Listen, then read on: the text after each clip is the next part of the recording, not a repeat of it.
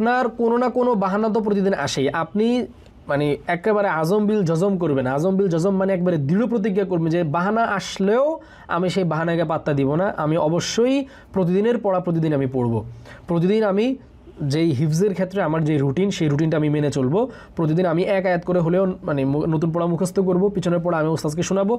এইভাবে যদি বাহানা আসলেও সেটাকে পাশ কাটিয়েও যদি আপনি করতে পারেন একবার দুইবার তিনবার, একসময় দেখবেন এই বাহানা আর আপনার পড়ার ক্ষেত্রে বাধা হয়ে দাঁড়াবে না ইনশাআল্লাহ তাআলা।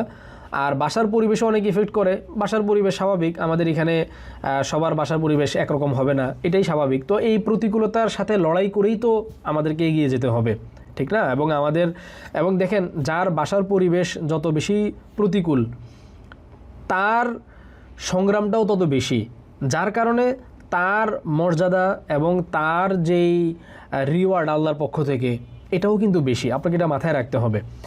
এখন যদি বাসার পরিবেশের কারণে আপনি যদি ইফেক্টেড হয়ে যান, তাহলে তো আসলে আপনার আল্লাহর কাছে বেশি মর্যাদাশীল হওয়ার যে একটা সুযোগ, সেটা তো আপনি পেলেন না।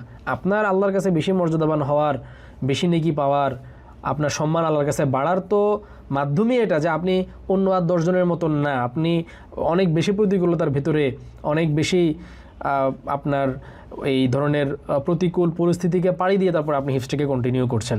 তো এই জিনিসগুলো মাঝে মাঝে চিন্তা করবেন ঠান্ডা মাথায়, তাহলে দেখবেন যে যত প্রতিকূলতাই থাকুক না কেন, কোনো না যত রকমের প্রতিবন্ধকতাই আসুক না কেন, আপনার হিফজের যাত্রাটা অব্যাহত থাকবে ইনশাআল্লাহ তাআলা। نور القرآن سما